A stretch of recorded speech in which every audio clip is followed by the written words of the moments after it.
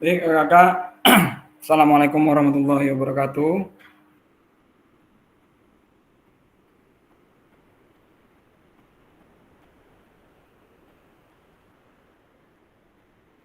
Assalamualaikum warahmatullahi wabarakatuh.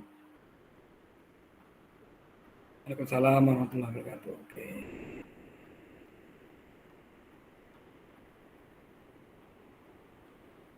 Gimana kabarnya Kakak hari ini? Sehat semua ya?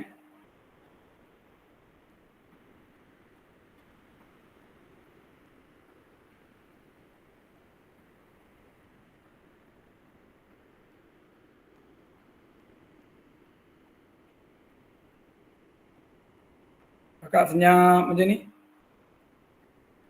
Ada apa nih kayaknya? Oke. Ah, ini sudah di akhir-akhir flu ya. Kak Hengki lagi flu. Jadi banyak minum air putih hangat ya Kak Hengki ya. Dan cepat sehat.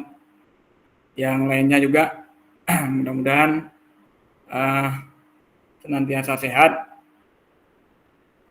walaupun dalam keadaan banyak tugas dan kegiatan lainnya. Semoga segala urusan dipermudah. Selamat datang Mbah Suprayitno. Masih sehat Pak Yitno ya? Ya, ya. Sehat Pak ya? Oke, oke. Oke. Yap. Oke, Pak Yitno ini terus sehat aja dia. Kak Eka Saputra sedang di perjalanan ya.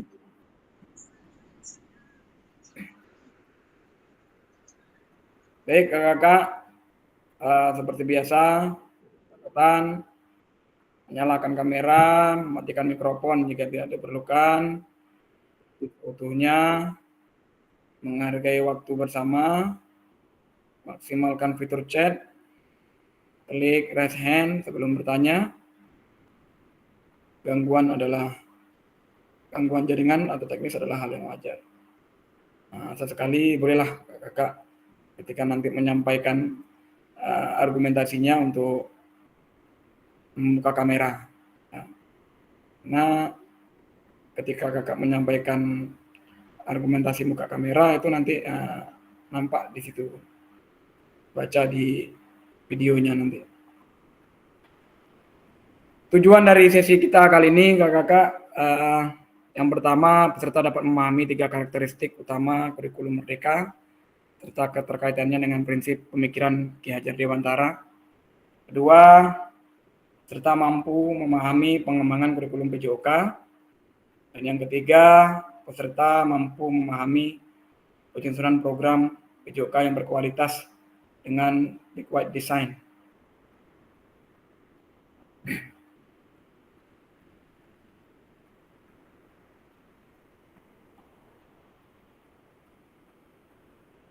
Baik, kakak, selanjutnya agenda kita sesi ini yaitu pertama backward design, itu suatu strategi pembelajaran yang mundur ya, backward design. Jadi ada tujuan pembelajaran, langkah-langkah, serta penilaian. Yang kedua, pengembangan kurikulum PJOK. Yang ketiga, pemikiran Ki Hajar Dewantara dan kurikulum Merdeka.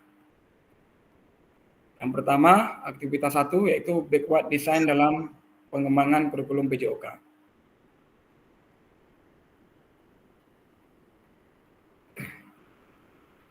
Nah, ini ada pertanyaan menurut kakak semuanya, dari skala 1 sampai 10, kira-kira seberapa dalam pemahaman kakak tentang kurikulum PJOK?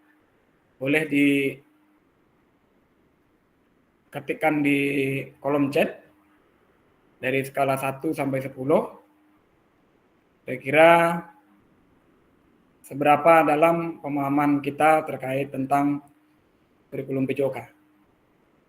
Silakan kakak ya, Kak Hengki 3.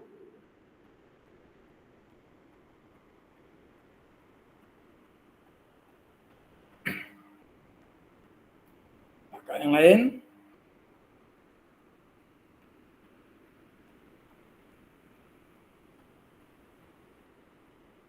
Kalau tak ada ngetik di kolom chat nih berarti tak bertunggu nih.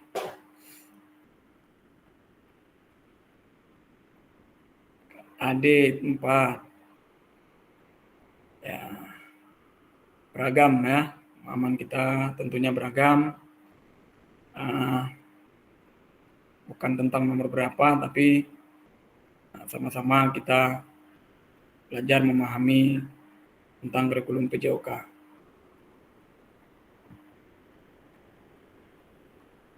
Ini yang lain memang tak ada di tempat atau bagaimana ya Kak ya? Sepi kayaknya nih Kak Fitri Novita ada. Kak Fitri nak dengar suara Kak Fitri ada? Oke. Hadir Kak Trisni Asih.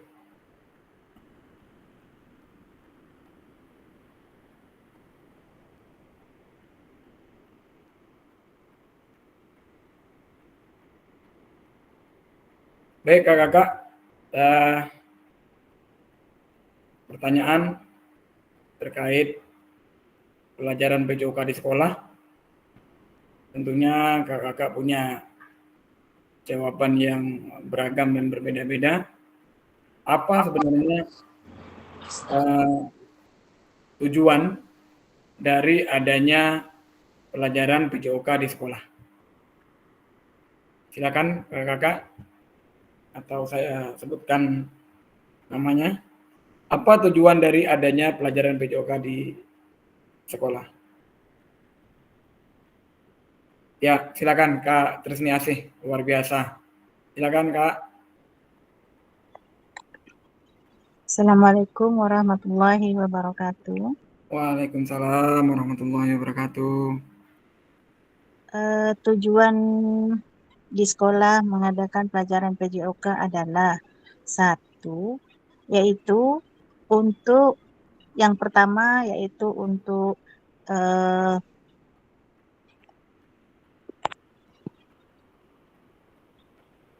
bagaimana supaya anak itu tidak merasa jenuh dengan ada pelajaran PJOK.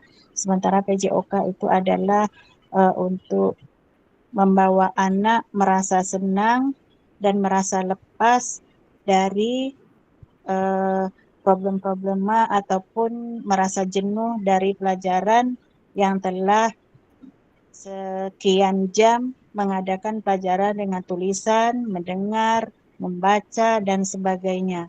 Sedangkan PJOK ini adalah tujuannya yang pertama adalah untuk menghilangkan rasa jenuh dan menggembirakan anak.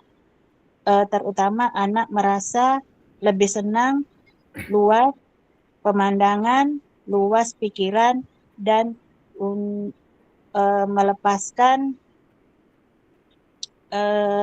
unek-unek dengan mengadakan kegiatan pelajaran olahraga sesuai dengan kemampuan mereka masing-masing dan hobi mereka masing-masing. Kemudian PJOK ini adalah suatu pelajaran yang menggembirakan. Kemudian dengan adanya PJOK, anak-anak merasa terhibur, merasa menghilangkan jenuh, dan mereka maksudnya menghilangkan jenuh dari beberapa yang sudah menerima pelajaran-pelajaran tertentu. Hanya itu Kak. Terima kasih. Terima kasih Kak Trisni Asih. Luar biasa tentunya Kak Trisni Asih syarat dengan pengalaman mengajarnya. Yang bisa saya tangkap dari penjelasan Kak Trisni Asih adalah pelajaran PJOK itu tujuannya adalah untuk melemaskan jenuh setelah anak-anak belajar mata pelajaran yang lainnya. Yang jadi pertanyaan, bagaimana kalau ternyata pelajaran-pelajaran lain lebih mengasihkan bagi mereka, tidak hanya di PJOK. Kakak-kakak yang lain, silakan memberi penguatan terkait tentang tujuan pelajaran PJOK di sekolah ini. Apakah yang dikatakan Kak Trisni Asih itu sesuai atau tidak.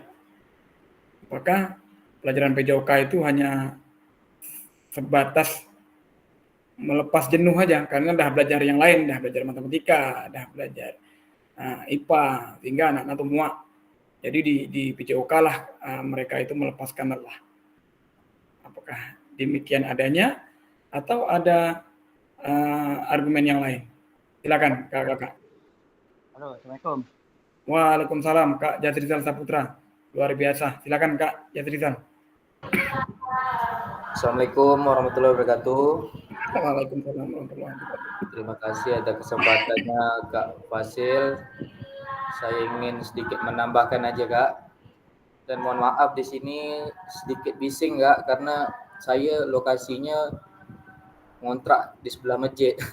Tak apa-apa Kak. Aman. Jadi suaranya agak bercampur sedikit. Ya, silakan. Oke, saya hanya menambahkan aja nih Kak. PJOK itu, tujuan adanya pelajar PJOK di sekolah tuh yang terutama tuh mengembangkan kebugaran jasmaninya Kak. Seperti meningkatkan kekuatan otot, daya tahan, kelincahan, dan koordinasi tubuh. Kemudian membantu siswa memiliki tubuh yang sehat dan bugar. Kemudian yang kedua Kak, meningkatkan keterampilan geraknya. Di sini meningkatkan keterampilan geraknya, melatih berbagai macam gerakan dasar spesifik dalam cabang olahraga. Selanjutnya membantu siswa menguasai keterampilan motorik yang baik. Kemudian yang ketiga Kak, membina kesehatannya. Membina kesehatan di sini menanamkan kebiasaan hidup sehat seperti pola makan yang baik, istirahat yang cukup. Sekian Kak dari saya. Terima kasih. Luar biasa tambahan dari Kak Jazrizal Saputra bahwa PJOK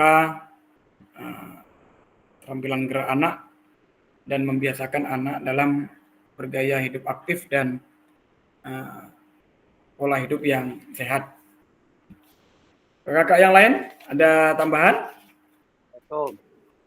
Ya, silakan Kak Prayitno, tambahkan Pak Yitno. Kak Yitno, apa tujuan pelajaran PJOK di sekolah nih Kak Yitno? Nah, kita waktu yang diberikan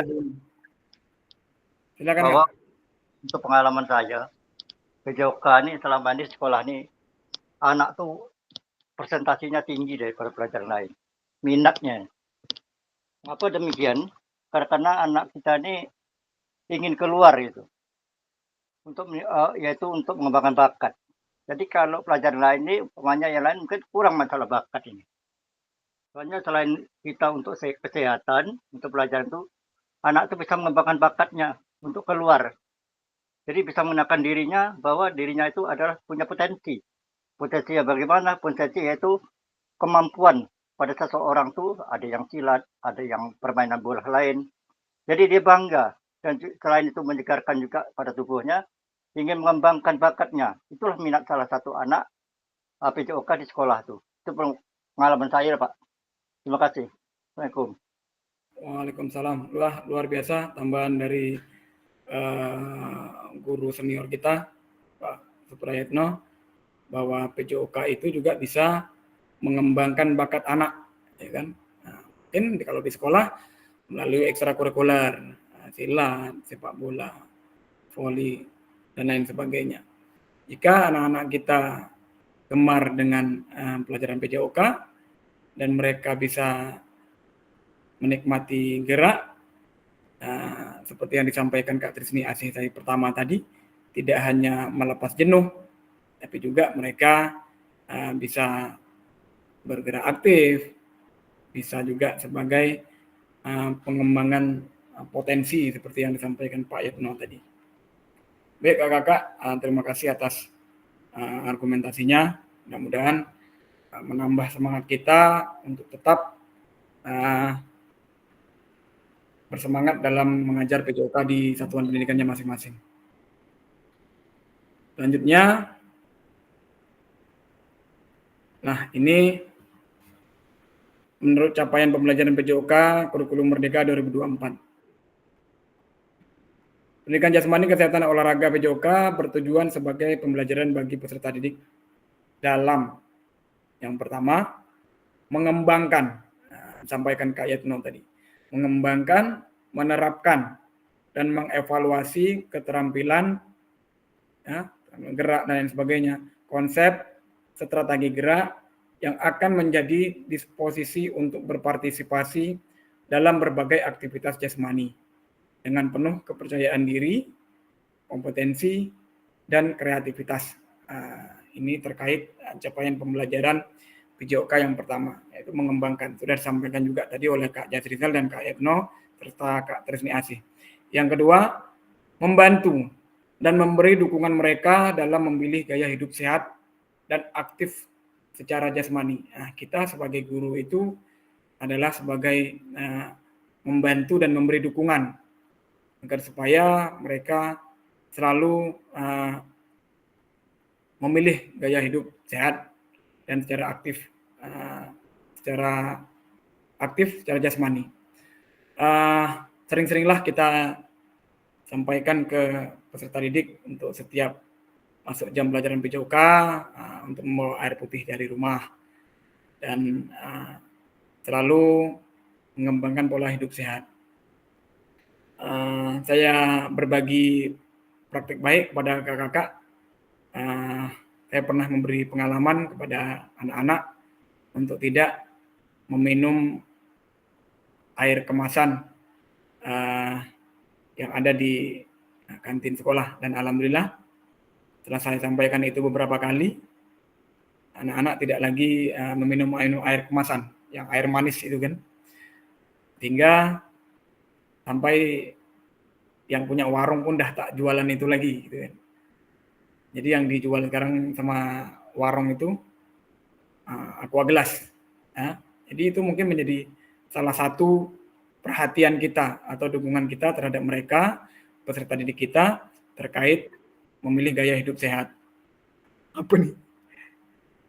Jangan tutup aja orang. Ya, tak. Alhamdulillah tak tutup Kak Engki. Cuman saya beri challenge kepada anak-anak kemarin untuk tidak meminum itu. Saya suruh mereka merasakan selama 1 bulan apa yang dirasakan kalau tak minum air manis lagi. Ternyata setelah sebulan saya tanyakan lagi, saya suruh beli lagi, anak-anak udah tak mau lagi. Ternyata baru dia bisa merasakan manisnya itu luar biasa dan tak enak katanya. Saya bersyukur sekali. Kurang manis muka anak tuh jadinya, ya karena kurang minum manis-manis kayak. Saya tidak menyebutkan mereknya. Pokoknya minuman manis yang sangat berbahaya. Yang ketiga, membangun dan menerapkan keterampilan sosial dan emosional melalui konteks pembelajaran yang menekankan nilai-nilai fair play, kerja tim, dan inklusivitas. Ya. Yang ketiga ini membangun dan menerapkan keterampilan sosial dan emosional anak. Dalam konteks pembelajaran, ya, ketika misalnya anak berkompetisi, fair play, sportivitas, situ juga kita secara tak langsung mengajarkan anak untuk kerja sama tim, seperti main sepak bola, main bola voli, dan lain sebagainya. Dan inklusivitas, ya, mengajak semua peserta didik untuk sama-sama terlibat dalam proses pembelajaran. Yang keempat, menanamkan apresiasi dan mengembangkan sikap positif untuk aktif secara jasmani sepanjang hayat sebagai upaya peningkatan keseluruhan kualitas hidup. Menanamkan apresiasi dan mengembangkan sikap positif untuk peserta didik kita untuk selalu aktif secara jasmani sepanjang hayat. Itulah yang suatu upaya meningkatkan kualitas hidup mereka. Jadi kalau kita lihat ketika anak-anak yang hobi olahraga itu jauh lebih semangat, jauh lebih sehat karena mereka aktif secara jasmani. Di dalam tubuh yang sehat terdapat jiwa yang kuat. Nah, kan itu moto kita Kakak ya.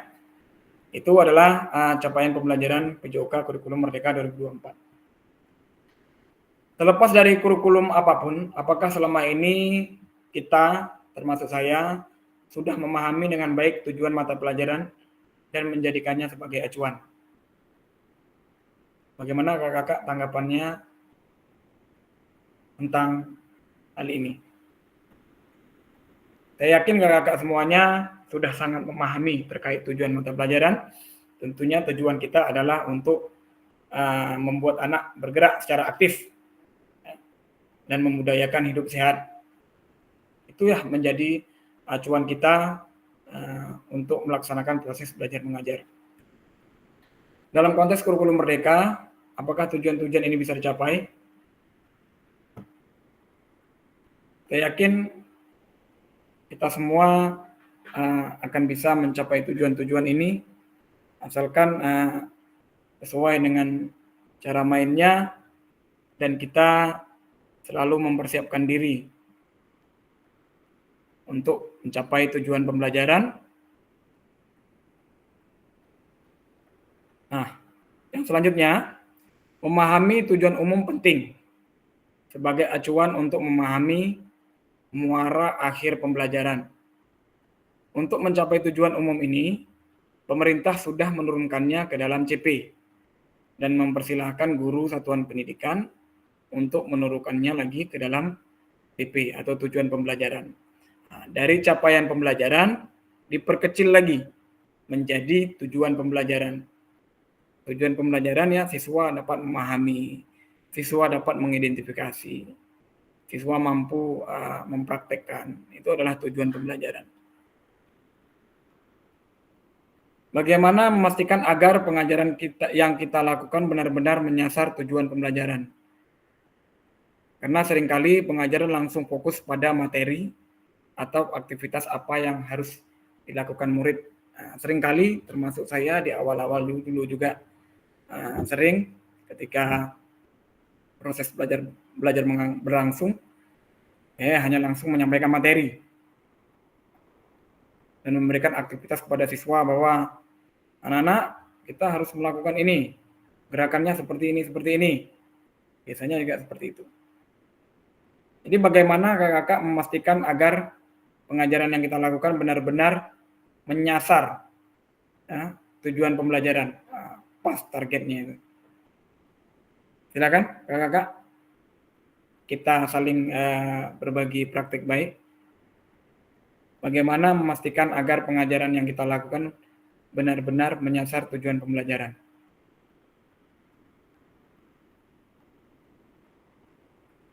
Silakan kakak-kakak untuk menyampaikan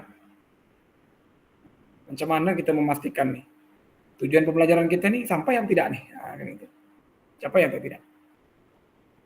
Silakan. Assalamualaikum. Waalaikumsalam. Ini Pak, kalau menurut Ini saya dia. lah ya, Pak Yatno, luar biasa. masalah akhir pembelajaran yang harus kita capai, ini perlu kita simak lagi untuk pembelajaran kita anak, bagaimana karakter anak. Nah, itu hasil yang utama menurut saya.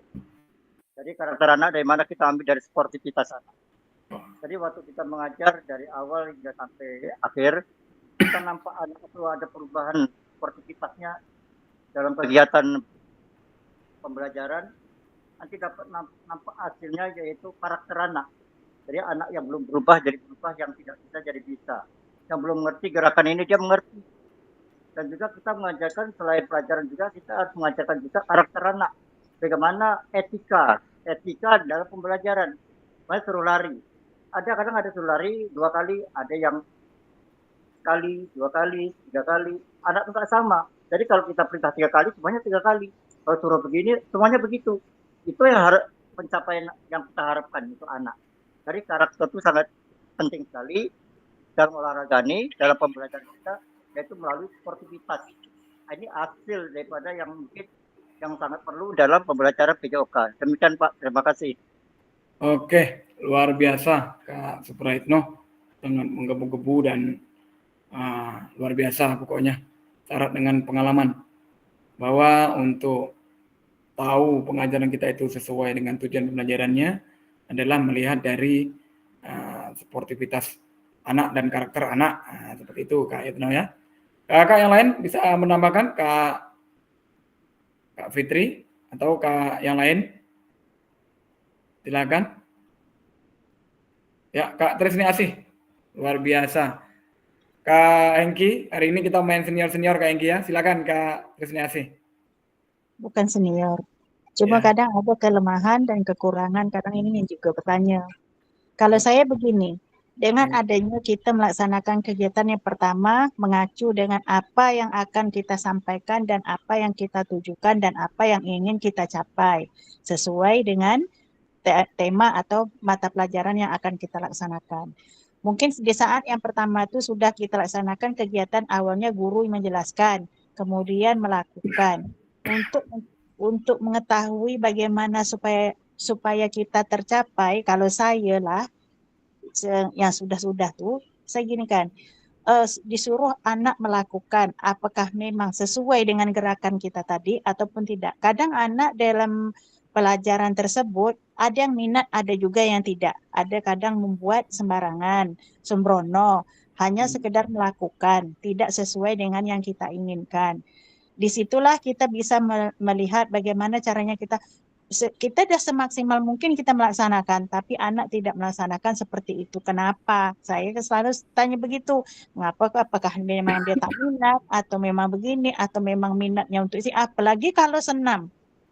Sulit rasa saya untuk menganukan anak tuh bagaimana pencapaian. Bu, kami tak suka senam, Bu. Kami nak main ini. Situlah kesulitan saya. Jadi kalau rekan-rekan yang lain tuh bagaimana supaya bisa menghitung. Kalau saya gitu, saya tes satu-satu dulu, ataupun memang dua-dua, ataupun memang tiga-tiga. Apakah bisa atau tidak. Disitulah kita bisa melihat bagaimana tercapai atau tidaknya. Itu saja Kak, terima kasih. Luar biasa Kak Trisni Asih. Terima kasih atas argumentasinya terkait memastikan sesuai tujuan pembelajaran atau tidak ya. Tentunya dari kita beragam cara untuk menentukan tujuan pembelajaran. Nah, ini kakak-kakak. Maka untuk tahu tujuan pembelajaran kita mencapai target atau tidak, sesuai sasaran atau tidak, proses backward design dalam pengembangan kurikulum secara umum melalui 3 tahap di bawah ini. Yang pertama, kita itu mengidentifikasi capaian pembelajaran. Ya, kita membuat dulu tujuan pembelajaran. Tujuan pembelajaran kita yang pertama, ternyata siswa mampu memahami pengertian tentang tanam lantai misalnya. Yang kedua, siswa mampu mengidentifikasi misalnya. Ya. Yang ketiga, siswa mampu mempraktekkan. Jadi ada beberapa siswa yang mungkin ketika praktek dia lemah, tapi pemahaman dia bagus, kan seperti itu. Dia bisa mengidentifikasi, bisa memahami. Yang kedua, menentukan metode penilaian. Nah, inilah untuk tahu tujuan pembelajaran kita itu tercapai atau tidak. Yang kedua yaitu menentukan metode penilaian. Ini adalah sebagai bukti. Ya, sebagai bukti bahwa tujuan pembelajaran kita itu tercapai atau tidak. Nah, menentukan metode penilaian ini berbagai macam. Bisa dengan lisan, bisa dengan tertulis, bisa dengan kuis, bisa dengan jurnal, bisa dengan praktek langsung seperti yang kakak-kakak lakukan selama ini. Ya. Itu adalah sebagai bukti bahwa anak ini tujuan pembelajarannya tercapai karena dia sudah memahami, dia sudah bisa mempraktekkan. Saya yakin ini bukan hal baru bagi kakak-kakak terkait menentukan metode penilaian. Dan yang ketiga, merencanakan pengalaman belajar dan strategi pembelajaran. Nah, setelah kita tahu tujuan pembelajarannya, kita juga sudah mempunyai bukti otentik terkait penilaian atau asesmen. Barulah yang ketiga kita merencanakan pengalaman belajar dan strategi pembelajaran. Ya. Baru kita bisa menentukan strategi yang seperti apa. Itulah yang dikatakan backward design, yang mundur tadi ya, desain mundur. Baik kakak, selanjutnya pesan kunci Backward design merupakan proses sistematis ya, yang memastikan kesesuaian kurikulum dengan capaian pembelajaran yang diinginkan. Backward design juga pada akhirnya membantu guru menyelaraskan antara tujuan, langkah pembelajaran, dan penilaiannya. Nah, ini tujuan dari backward design, ya, menyesuaikan antara tujuan, langkah pembelajaran, ya, itu tentunya sudah tercantum di modul atau RPP kakak semuanya, terkait tujuannya, terkait langkah pembelajarannya. Nah, langkah pembelajaran itu kan kegiatan inti, bukaan, penutup, dan sebagainya. Dan yang terakhir terkait asesmennya atau penilaiannya.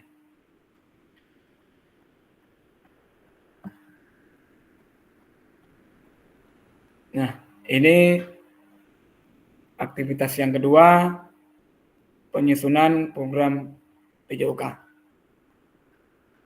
Nah,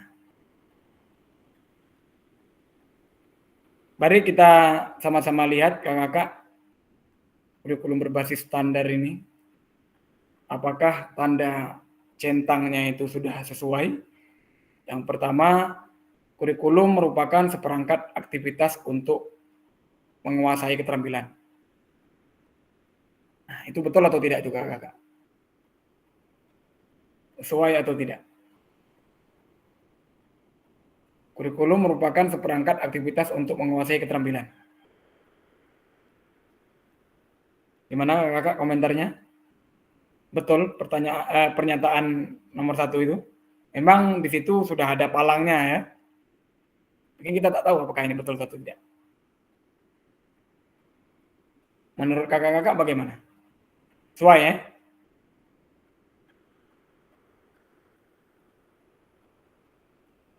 Kurikulum merupakan seperangkat aktivitas untuk menguasai keterampilan. Yang nomor 2, buku teks peserta didik dapat dikatakan adalah suatu kurikulum. Dan yang ketiga, kurikulum adalah suatu standar untuk mengetahui apa yang peserta didik harus pelajari, meliputi keterampilan, pengetahuan, dan sikap. Ya, tentunya kakak bisa lihat sendiri bahwa pernyataan nomor 3 lah yang mencangkup pengertian tentang kurikulum. Sementara yang kedua, pertama itu buku teks itu bukanlah suatu kurikulum, tapi adalah alat yang digunakan anak untuk berproses belajar.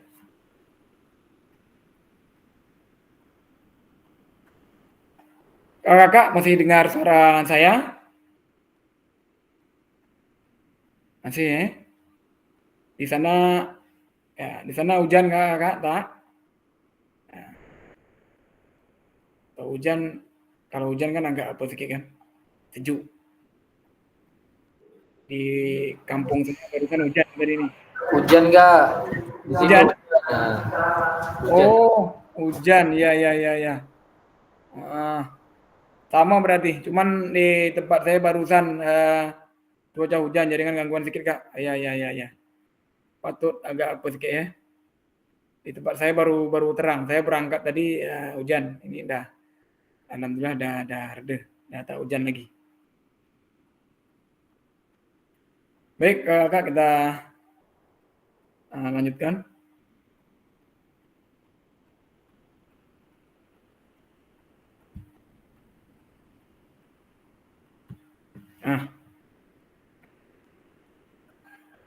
Komponen kurikulum pada satuan pendidikan pelaksanaan kurikulum merdeka. Yang pertama, struktur kurikulum. Yang kedua, capaian pembelajaran. Yang ketiga, pembelajaran dan asesmen. Yang keempat, penggunaan perangkat ajar. Yang kelima, kurikulum satuan pendidikan. Nah, ini komponen kurikulum pada satuan pendidikan kita untuk pelaksanaan kurikulum merdeka. Yang pertama itu struktur kurikulum. Yang kedua capaian pembelajaran, ya, yang nanti akan kita perkecil lagi menjadi tujuan pembelajaran. Yang ketiga pembelajaran dan asesmen atau penilaian. Yang keempat penggunaan perangkat ajar terkait modul, ATP dan lain sebagainya. Yang kelima kurikulum satuan pendidikan. Baik kakak-kakak, ini perlu kita bahas lebih dalam lagi. Mengapa? Ya, ini yang terakhir tadi ya, kurikulum satuan pendidikan. Artinya sesuai dengan satuan pendidikannya masing-masing di sekolah kakak-kakak masing-masing. Mengapa kurikulum operasional berbeda antara satuan pendidikan? Agar bermakna kurikulum operasional satuan pendidikan dikembangkan sesuai dengan konteks dan kebutuhan peserta didik dan satuan pendidikannya. Kakak-kakak bisa menyampaikan argumentasinya mengapa kurikulum operasional kita itu berbeda di setiap satuan pendidikannya. Tentunya di sekolah saya di Topang berbeda dengan kakak-kakak semuanya, sama Kak Jazrizal. Ada yang bisa menyampaikan? Silakan kakak-kakak. Kak Ardi Zendra, bisa dengar suara saya Kak Ardi?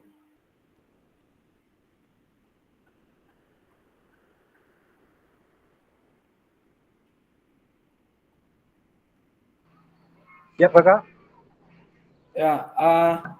Ya, Kak Fitri Novita dulu Kak. Kak Fitri Novita sedang mengajukan tangan ya. Oke. Kak Ardi ya. Kak Fitri Novita. Ya, terima kasih Kak. Assalamualaikum warahmatullahi wabarakatuh.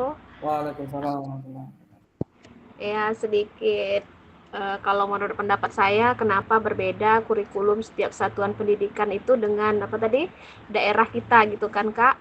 Gini, berarti sesuai dengan kondisi dan tempat kita masing-masing gitu. Contohnya begini, di dalam satuan pendidikan misalnya kan tentang gerak senam dasar gitu kan. Mungkin kalau di perkotaan standarnya itu kan mereka menggunakan alat olahraga yang sudah cukup lengkap begitu kan. Nah, dan di modul kan sudah dikatakan demikian dengan peraga yang sudah cukup sempurna. Dengan kata lain mereka itu fasilitas sarana prasarana mereka sudah cukup. Nah, kita di sini dituntut sebagai guru olahraga yang mungkin di daerah masing-masing tentu tidak bisa mengikuti keadaan dari tempat asal mereka yang mungkin notabene di sekolah swasta yang rata-rata semua mempunyai fasilitas yang cukup, Kak. Nah, kita dituntut sebagai guru olahraga di sini akhirnya menempatkan kurikulum itu sesuai dengan situasi kita. Tetap sama, tetapi kita mempunyai tujuan tetap sama, tetapi dengan cara yang berbeda sesuai kondisi daerah kita yang kita ajari gini. Contoh saya di Sesat gitu kan. Karena kurang sarana prasarana misalnya dalam senam lantai. Saya sebagai guru mungkin bisa berpikir karena tidak mempunyai matras, ya bisa jadi saya menggunakan kardus yang saya tumpuk-tumpuk sedikit tebal gitu kan Kak. Sudah berapa tumpukan. Jadi sehingga pembelajaran itu tetap terlaksana. Nah, itu yang menurut pendapat saya sehingga berbeda dari antara satu kesatuan yang lain dengan yang lain itu berbeda. Gitu Kak. Ya. Kalau kondisi gitu. Demikian Kak, terima kasih. Luar biasa Kak Fitri Novita. Ya. Silakan Kak siapa tadi Kak Ardi Zendra. Ya, silakan Kak. Tadi Kak Fitri Novita juga menyebutkan bahwa tentunya berbeda antara satuan pendidikan, apalagi satuan pendidikan swasta ya. Perlengkapannya lebih memadai dibandingkan dengan sekolah-sekolah yang ada di kampung macam saya inilah. Ya, silakan Kak Ardi Zendra. Oke, terima kasih. Prosesnya berbeda setiap satuan pendidikan. Sini kadang suaranya kurang jelas karena Ya, di tempat saya ini terdengar suara ada orang pengajian gitu. Oh, Tapi saya akan coba menjawab menurut pendapat saya. Jadi kurikulum operasional satuan pendidikan sering berbeda-beda. Saya sependapat dengan Kak Fitri sesuai dengan kondisi Putri kemana keadaan tuh? sekolah masing-masing. Ya, menyesuaikan keadaan sekolah masing-masing, yakni terutama dengan sarana dan prasarana sekolah, ya. Tapi saya agak menyinggung dikit, mohon maaf Kak Fitri, tidak semua sekolah swasta itu lengkap sarana prasarananya. Tidak semua ya, mohon maaf, tidak semua. Jadi kami pun perlu juga modifikasi, tetapi tetap mencapai tujuan pembelajaran, begitu ya. Saya tidak menyinggung Kak Fitri, memang saya katakan tidak semua sekolah swasta itu mendukung sarana prasarana, ya. Sama juga dan negeri, ada juga negeri yang lengkap sarana prasarananya, ya. Tapi di situ kita sebagai guru olahraga pasti bisa menyesuaikan kondisi keadaan sekolah, ya. Bagaimana cara pelaksanaan pembelajaran bisa sampai dengan tujuan, walaupun tidak maksimal, setidaknya anak bisa memahami pembelajaran yang kita sampaikan. Begitu saja. Terima kasih. Mohon maaf Kak Fitri. Nah, luar biasa Kak Ardi Tendra, biasa hanya berargumentasi ya. Tentunya yang sampaikan Kak Ardi tadi tak semua lah gitu kan. Intinya kami pun butuh modifikasi juga kan gitu kan, menyesuaikan juga. Ya, Kak Rina Merdianti. Kak Rina Merdianti ini macam tak pernah dengar soalnya. Macam mana Kak Rina? Masih ada di tempat? Kak Rina Merdianti. Terkait mengapa Tumpah apa nih tumpah nih? Ini apa tumpah? Ini apa tumpah? silakan Kak Ini Rina apa tumpah? Merdianti. Apa yang tumpah? Ambil kain mbak belakang. Ambil kain mbak. Atau Kak Dewi Soleha, ada Kak Dewi Soleha?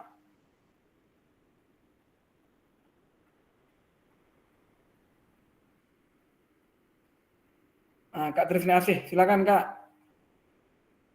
Luar biasa.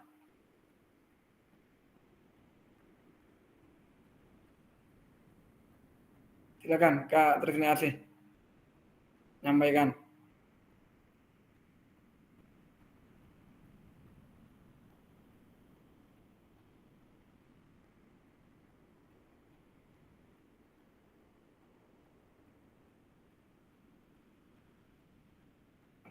Sini.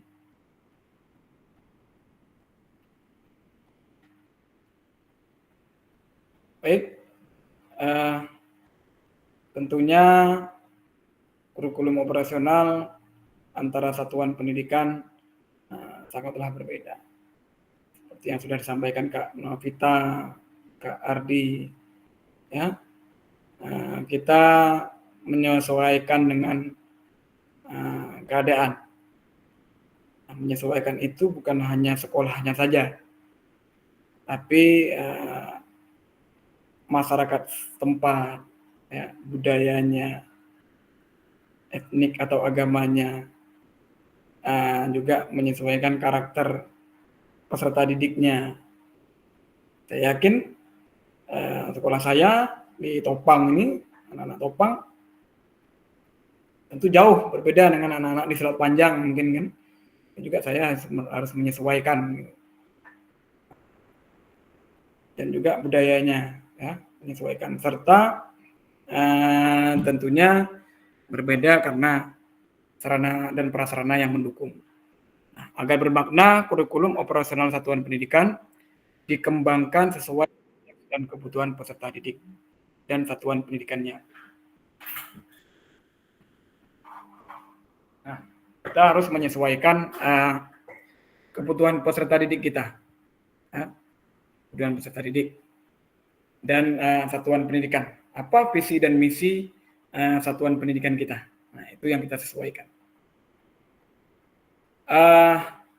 Kakak-kakak semuanya, ini bisa menjadi kabar gembira bahwa kita dapat menyusun program yang relevan dengan kultur gerak di mana peserta didik tinggal. Bisa menyesuaikan. Kalau kampung ini macam ini kita sesuaikan. Kalau kampung Kak Novita seperti ini pula kita menyesuaikan sesuai dengan peserta didiknya. Mungkin Kalau untuk praktek renang, kalau saya di kampung ini tak payah ke kolam renang lagi ya, langsung ke parit atau ke sungai misalnya, atau di kolam yang ada di sawah gitu kan. Nah, contohnya gitu. Karena sesuai dengan tempat tinggal daerah masing-masing ya. Baik kakak, mari kita berbagi cerita pada saat kakak menyusun kurikulum PJOK.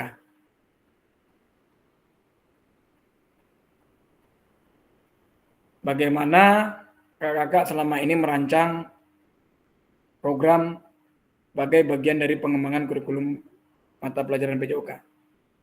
Ya, silakan kakak berbagi cerita bagaimana kakak selama ini merancang program PJOK, merancang RPP atau modul gitulah istilahnya, sebagai bagian dari pengembangan kurikulum mata pelajaran PJOK. Mari saling berbagi kakak, berbagi ilmunya. Mungkin di antara kita berbeda-beda cara merancang program PJOK-nya. Silakan kakak.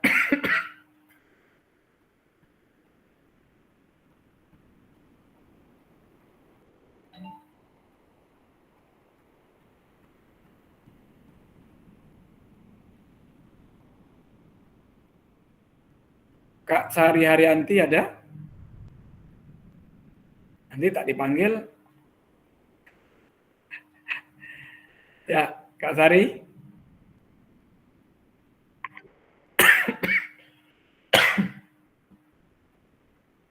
Ya kan? Udah. Belau Kak Sari. Silakan Kak Sari. Kak suaranya Kak. Macam mana selama ini kita merancang program PJOK nih Kak Sari? Copy paste. Ya.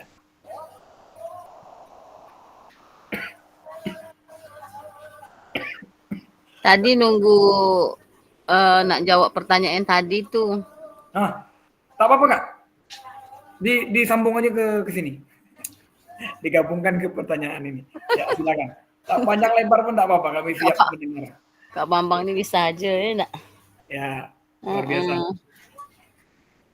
Enggak lah, kalau untuk merancang modul ya. Biasanya jujur ya Kak Bambang, ini copy paste aja nya. Nah, ya kan? Ya. Kalau boleh jujur ya enggak? Sejujur-jujurnya. Tapi biasanya nanti kan kita hanya mengedit sedikit aja, kemudian disesuaikan dengan kondisi sekolah kami. Biasanya seperti itu. Kalau merancang keseluruhannya mungkin tidak, kalau untuk saya sendiri. Tapi terlalu jujur, tapi payah cari orang macam Kak Sari. Saya kira tak keluar suara dia ini nih. Dia kena batuk pilek mungkin tuh, banyak minum es. Banyak minum es. Saya nak dengar juga suara dia nih, pilek macam mana suara dia, sengau ke apa kan? Tahu. Ya, orang itu masuk surga. Luar biasa. Biasa gitu aja. Biasa gitu aja Bang. Biasa menyesuaikan aja dengan sekolah, kemudian diedit sedikit aja lah begitu. Oke, luar biasa Kak Sari Haryanti. Kak Engki nak dengar lah suara sengaunya Kak Engki. Surga dunia. Silakan. Sekalian jawab lah Kak. Biar agak-agak seru sikit. Oke, ya sekalian Kak. Ya betul. Bawang buaya. Dah kena lagi dah. Bagaimana merancang? Betul loh apa yang disampaikan. Makanya saat dipertanyakan tuh berapa 1 sampai 10, saya jawabnya 3 tentang masalah ini. Jujur aja ya. Iya.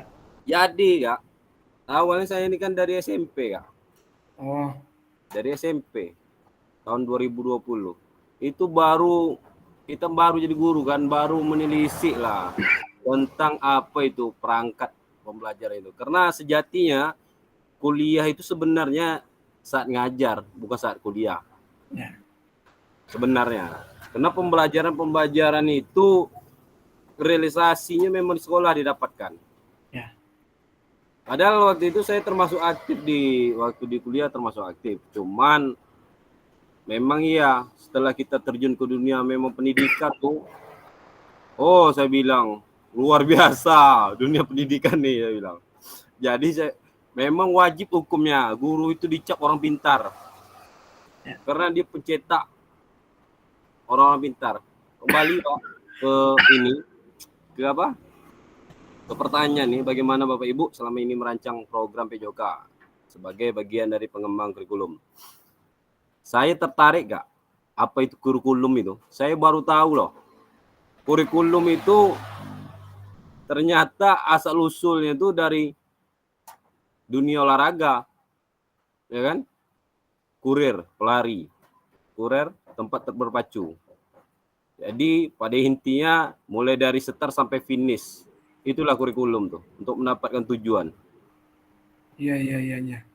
Saya Ini luar biasa nih. Ini pengetahuan baru bagi saya nih. Saya baru nggak tentang hal itu, saya baru nggak. Jadi macam mana merancang? Memang seperti yang disampaikan juga, yang Kak Sari sampaikan tadi, bahwasannya itu memang betul. Kita kan melihat medit apa segala macam gitu kan. Memang tak terlepas dari hal itu juga. Karena penguasaan tentang modul ajar yang baru-baru ini Kak, untuk memenuhi syarat kurikulum tersebut masih banyak ngambang nih, jujur Kak. Saya belum memahami secara, paling saya paham baru 30% Kak. Tentang perangkat pembelajaran ini. Cuma di sini selain mengedit tadi, ada juga sesuai pertanyaan yang ada di LMS saya menjawab. Ya kan? Jadi saya di situ merancang juga sesuai dengan minatnya. Apa minat anak tuh? Kebutuhannya apa? Dan kemampuan mereka. Tapi tidak berlepas Kak, berpusat kepada peserta didiknya. Jangan sampai kita tidak berpusat kepada peserta didiknya. Mungkin itu aja lah Kak. Kak Sari pun pening nih dengar saya bercakap. Ya Kak Sari ya. Saya demam Kak Sari. Ampun DJ Kak Sari. Kak Sari itu udah berdelau lah tuh. Ya. Mungkin itu ya Kak Bang. Kak Enggi. Semoga segera sehat Kak Enggi ya. Kembali bertugas dan juga bisa juga menyelesaikan tugas-tugas yang ada di LMS dan tentunya tugas sebagai seorang pejantan tangguh ya, tugas suami dan tugas sebagai seorang ayah. Itu yang paling utama itu Kak Enggi ya.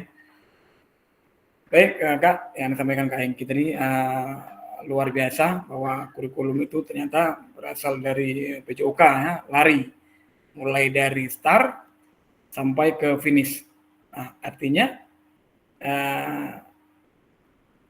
rancangan pembelajaran kita itu berada di prosesnya, berada di ketika kita berlari.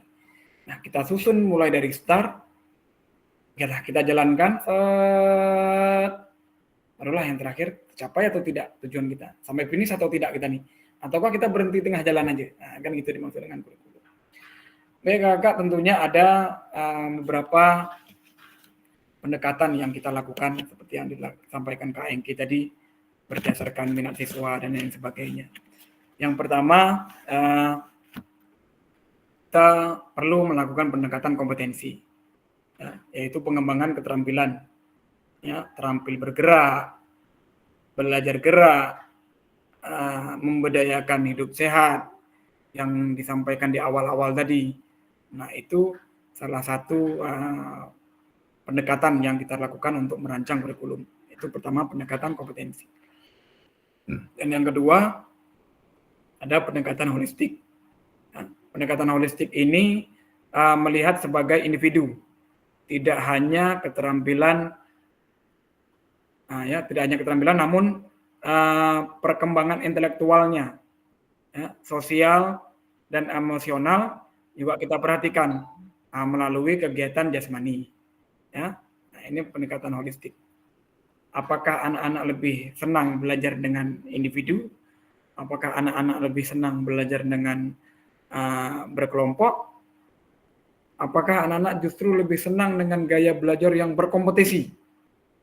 Pokoknya apa-apa tanding, ataupun kita beri tantangan, anak-anak, kalau kamu bisa mencapai finish, sekian, itu kan nilai kamu sekian misalnya.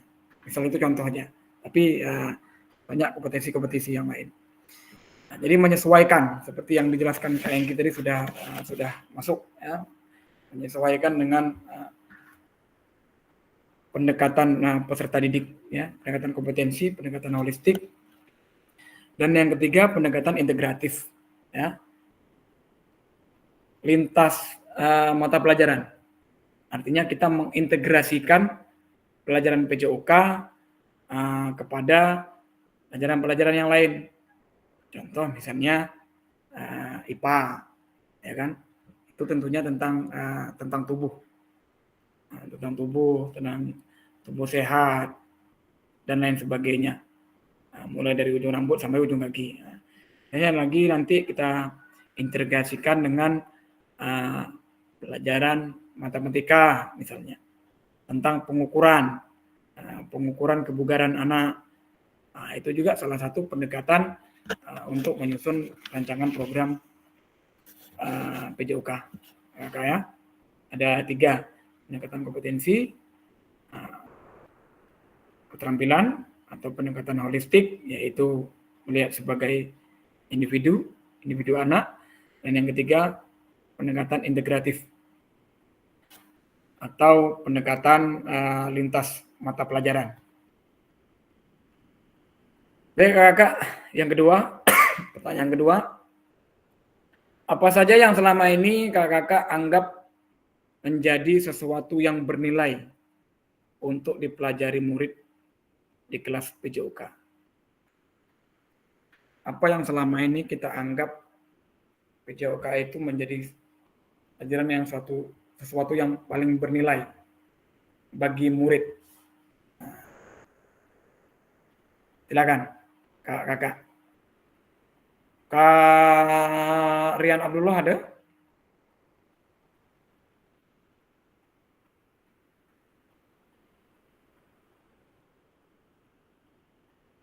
Kak Rian.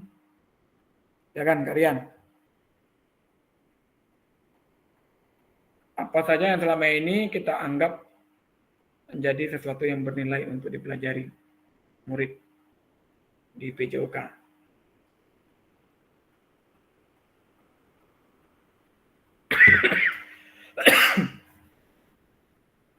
Dan yang ketiga, kakak,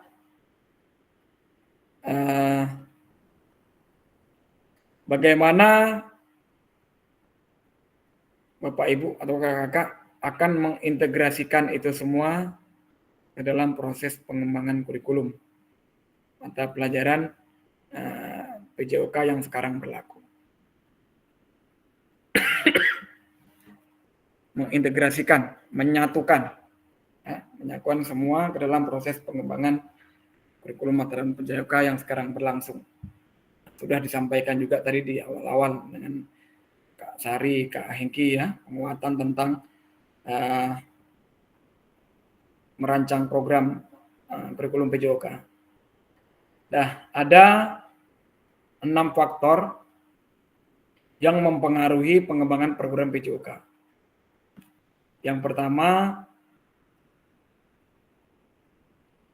kebutuhan dan karakteristik peserta didik. Nah, sudah kita sampaikan juga tadi bahwa apa sih kebutuhan anak, individu anak, karakter peserta didik itu bagaimana? Seperti yang saya sampaikan, apakah mereka lebih senang belajar individu? Apakah mereka lebih senang belajar berkelompok? Atau mungkin bahkan lebih senang berkompetisi? Atau ada karakter-karakter lainnya? Jadi ini memengaruhi pengembangan program. Yang pertama kita lihat karakter dan kebutuhannya dulu. Kebutuhan anak ini harus terpenuhi. Yang kedua konteks masyarakatnya. Etnisnya bagaimana? Keberagaman masyarakatnya bagaimana? Budayanya, agamanya, ya. Misalnya di suatu daerah syarat dengan kegiatan agamanya, agamis misalnya. Kita juga harus menyesuaikan. Menyesuaikan kalau kita bawa anak praktek renang, ya di apa di kolam atau di sungai misalnya atau di parit, nanti lain pula pandangan masyarakat, kan gitu, ya. Jadi menyesuaikan konteks masyarakatnya. Latar belakang pendidikan orang tua juga menentukan konteks masyarakat. Yang ketiga, waktu. Ya, kita menyesuaikan waktu. Yang keempat, alokasi jam pelajaran. Nah, SD itu kan 3 kali 35, 70 menit.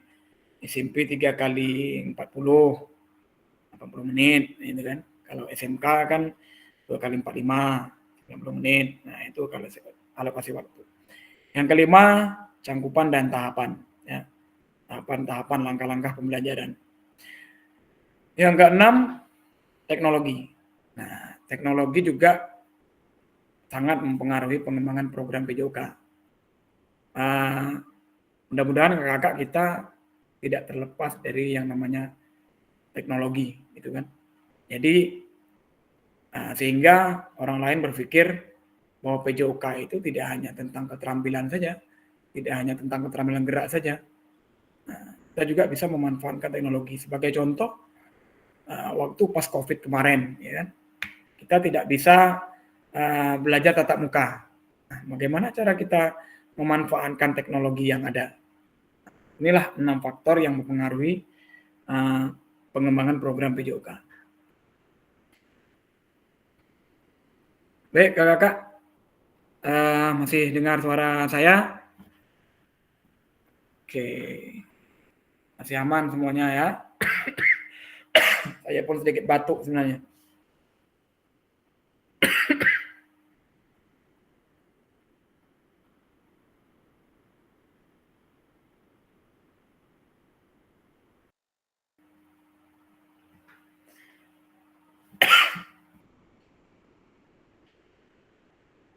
Baik, kakak, lanjut ke aktivitas yang ketiga. Karakteristik utama kurikulum Merdeka dan artikulasi KHD, Ki Hajar Dewantara dalam pendidikan nasional. Menurut kakak, menurut Bapak Ibu, kata kunci apa yang berulang kali kita telah bahas dalam mengembangkan kurikulum PJOK tadi? Apa kata kuncinya kakak yang sudah disampaikan Kak Yetno, Kak Sari, Kak Trismi tadi, Kak Hengki, Kak Ardi Zendra, Kak Jas Rizal juga, Kak Fitri Novita. Kata kunci apa yang berulang kali kita telah bahas dalam mengembangkan kurikulum PJOK? Apa kata kuncinya kakak? Nah, kata kunci ini berarti pendek dia. Kak Jas Rizal, apa kata kuncinya Kak Rizal? Boleh? Izin boleh langsung ya, silakan.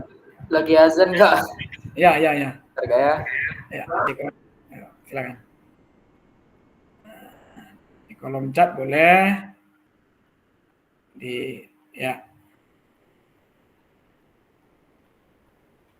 Tujuan dari pembelajaran itu sendiri apa? Ya, itu kata kuncinya ya. Tujuan dari pembelajaran.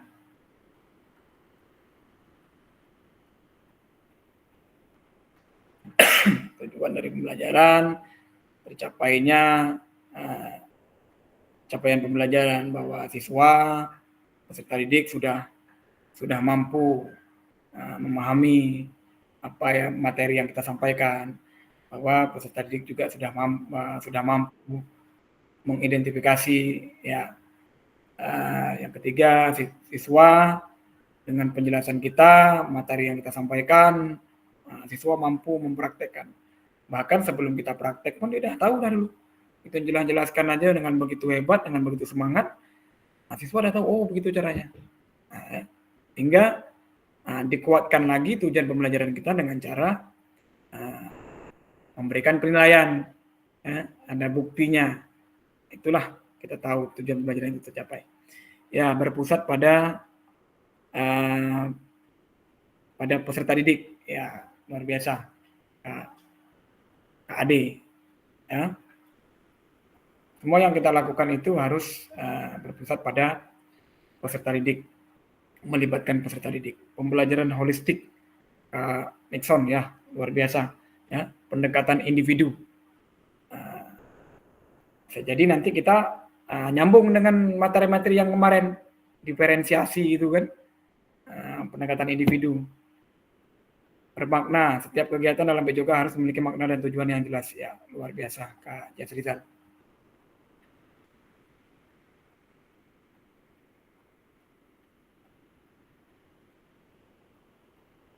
Baik, kakak-kakak, apa yang telah kita bahas merupakan karakter kurikulum merdeka, yakni yang pertama, fokus pada materi esensial.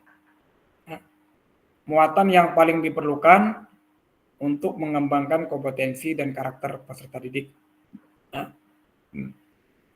ini yang pertama, fokus pada materi esensialnya, mengembangkan kompetensi dan karakter peserta didik. Yang kedua, pengembangan kompetensi dan karakter, pengembangan kompetensi sosial, emosional, dan moral peserta didik. Jadi tidak hanya tentang keterampilan saja, tapi tentang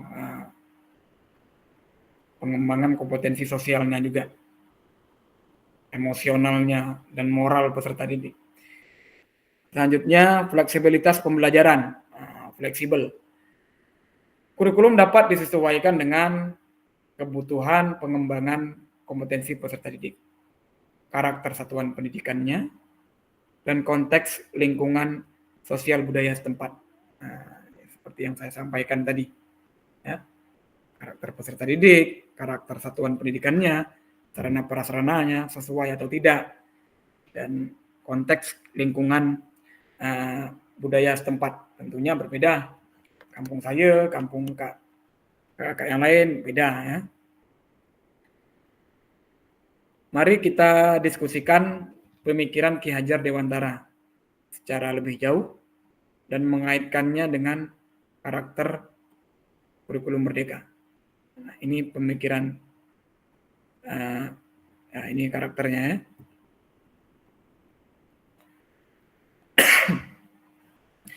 Baik, kakak, Ki Hajar menggarisbawahi bahwa maksud pendidikan adalah menuntun segala kodrat yang ada pada anak-anak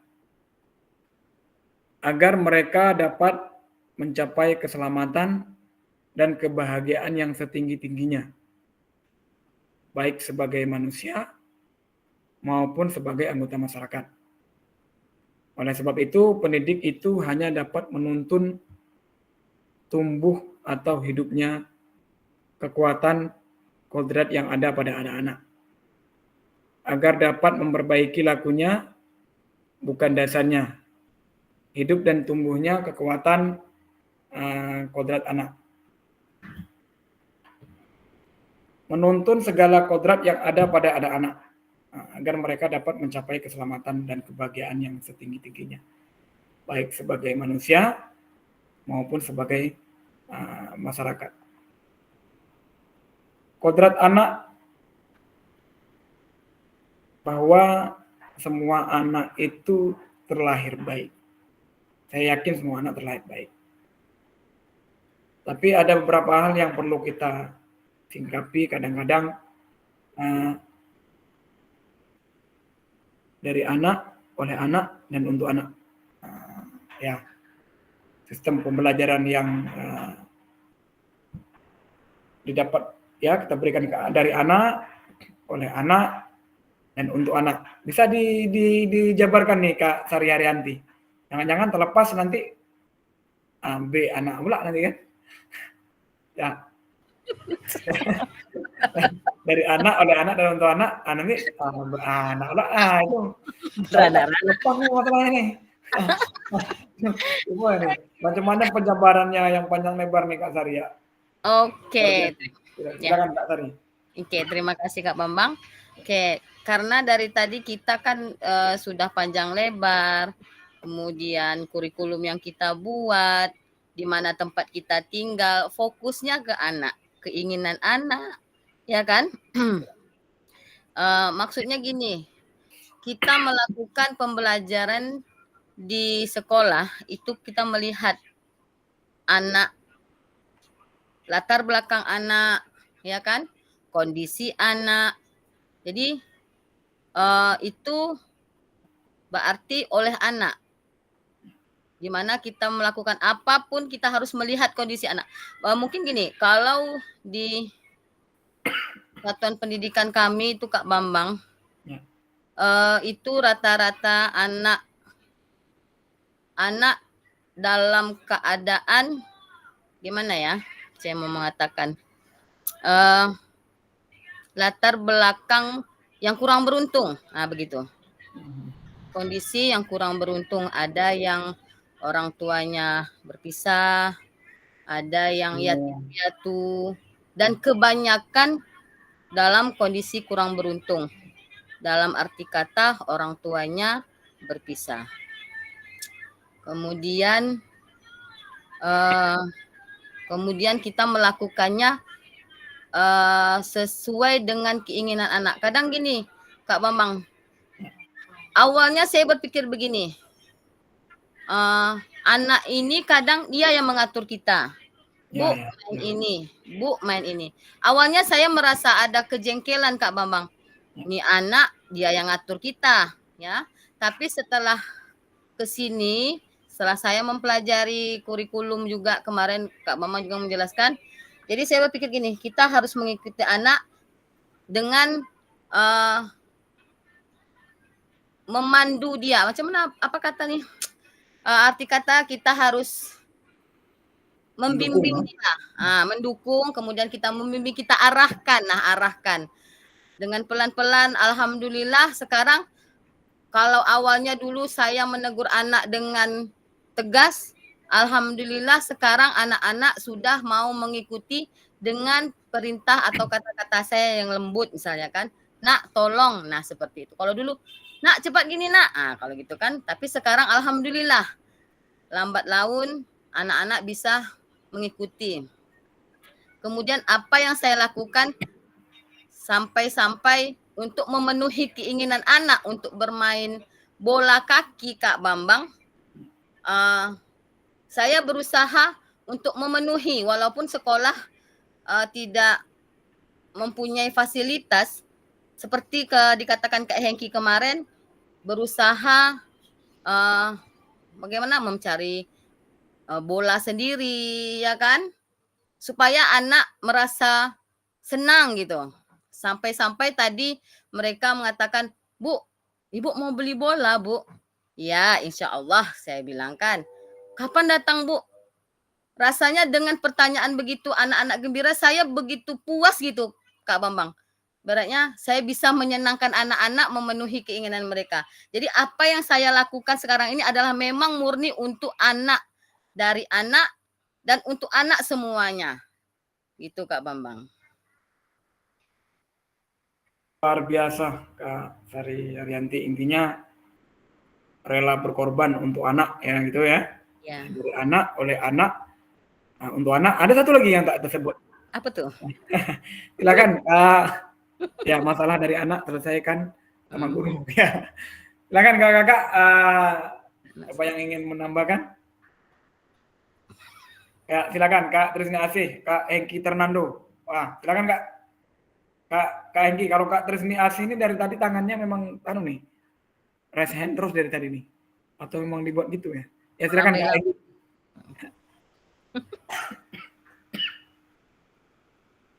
Buat tangannya tuh. Ya. Betul Kak ya? Entah Kak Trisni Asih, coba dicek. Saya pikir raise hand terus nih Kak Trisni Asih kan, kok pokoknya dari awal sampai akhir memang tangannya raise hand terus. Kepencet dah Oma.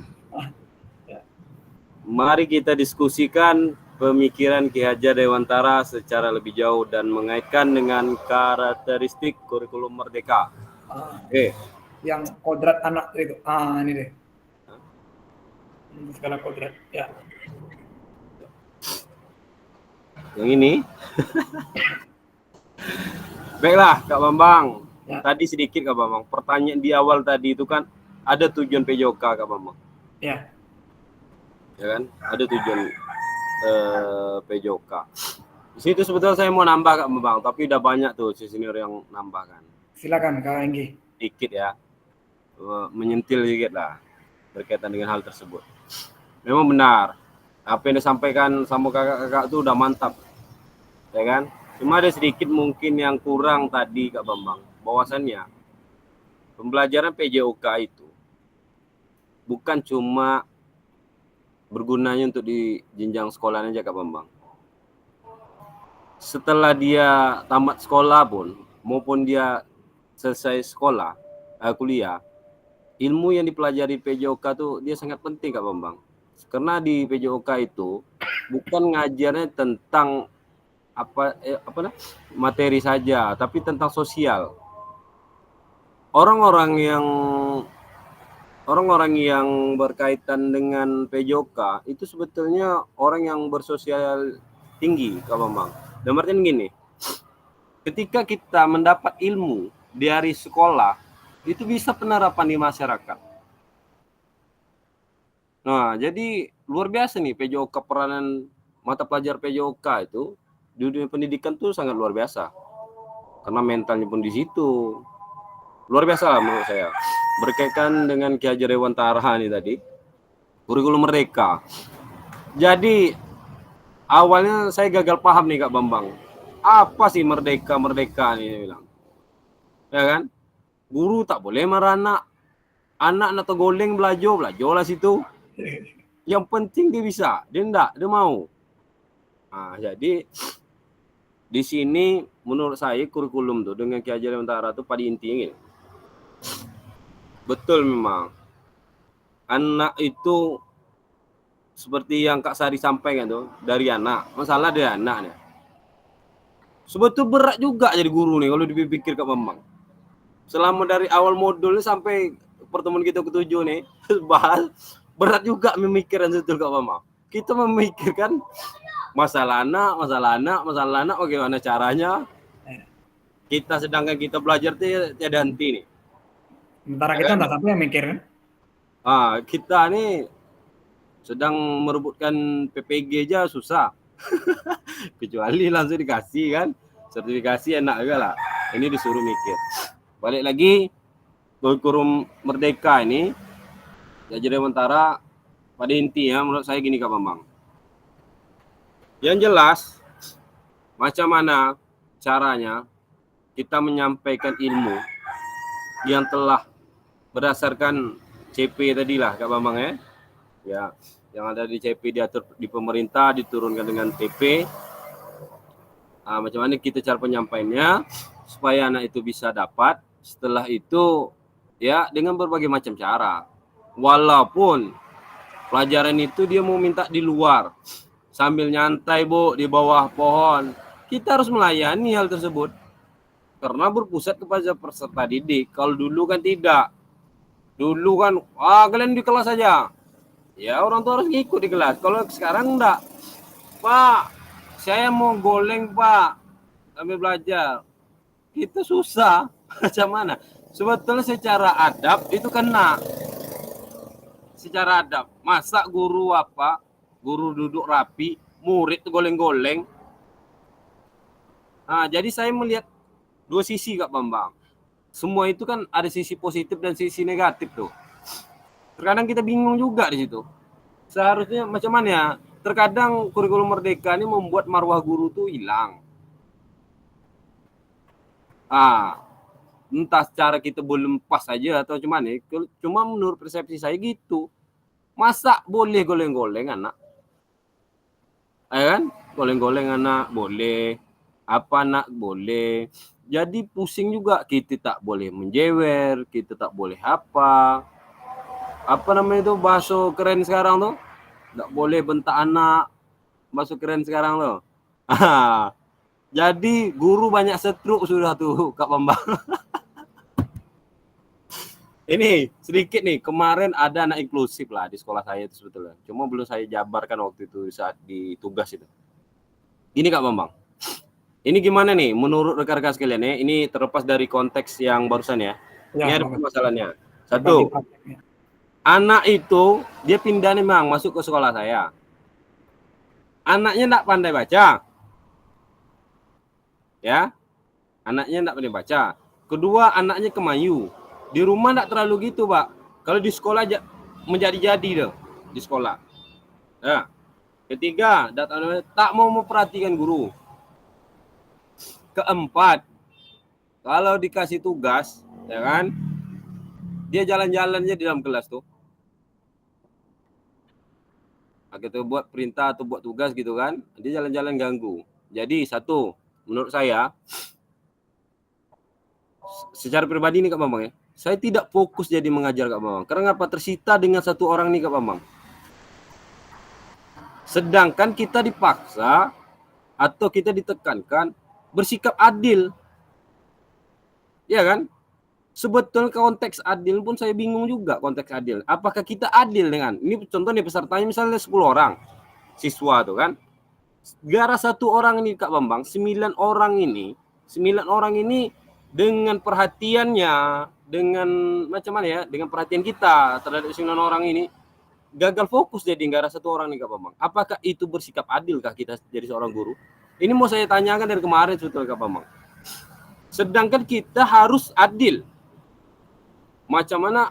Sedangkan dia gini, dia tak pandai membaca. Kita bacakan misalnya nih, dia tidak mau memperhatikan. Nah, dia tidak mau memperhatikan kita dengan berbagai macam cara kita pendekatannya segala macam. Dah kita coba Kak Bambang. Nah, ya kan? Bingung juga saya sebenarnya. Jadi sekarang nih jatuhnya hampir pasrah juga. Betul. Hampir pasrah ini artinya apa? Saya berpikir gini jadinya Kak Bambang. Macam mana ya? Saya berpikir gini Kak Bambang. Guru itu gagal itu ketika kalau satu orang tak berhasil Kak Bambang, 9 berhasil, dia masih menang dia. Gitu. Jadi saya berprinsip gitu aja Kak Bambang. Bukan saya tidak ngajar yang satu Kak Bambang, bukan saya tidak mau adil. Jadi dalam konteks adil, contoh anak kita SD, anak kandung lah misalnya, SD sama TK atau SMA dia, apakah sama jajannya? 5.000 semua itu yang dikatakan adil? Kan tidak kan? Kan tidak. Seperti itu juga Kak Bambang. Jadi konteks pembelajaran kita yang selama ini 7 pertemuan ini masih membuat saya tanda tanya. Dan artinya adil ini bingung juga saya memperlakukan ini. Oke, sesi waktu anggaplah 2 jam Kak Bambang, 2 jam dan pembelajaran ya. Kakak-kakak ya. 2 jam. 2 jam itu kita menghadapi 10 siswa lah contohnya, 10 siswa. Satu siswa ini yang bermasalah Kak. Kita biarkan tak adil pula. Kita layan ya 9 lah tersiksa. Yang kan kasihan kan jadi itu ya.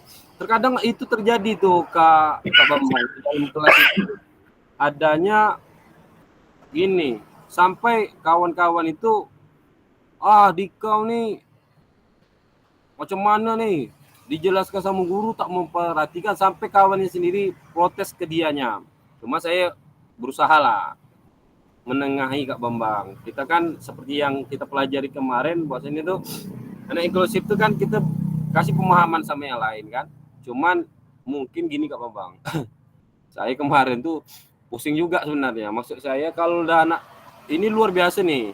Maksudnya bukan di pelajaran saya aja Kak Bambang, di seluruh pelajarannya. Gitu. Jadi anak ini selalu seperti itu. Mau tahu nih, apakah di luar konteks yang penting kita kan masih tak belajar nih. Macam mana menurut kakak-kakak sekalian nih menghadapi yang situasinya seperti itu? Yang membuat kadang kita mau adil, macam mana nih konteks adil? Konteks adil kita berusaha adil. Adil itu memberikan sesuai dengan porsinya kan itu. Seperti contoh jajan gitu kan. Iya. Itu adil. Adil itu kan bukan sama rata.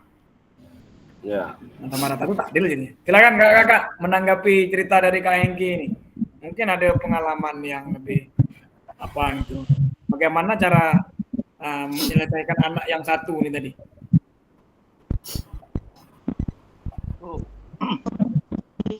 Assalamualaikum Kak. Silakan Pak Assalamualaikum.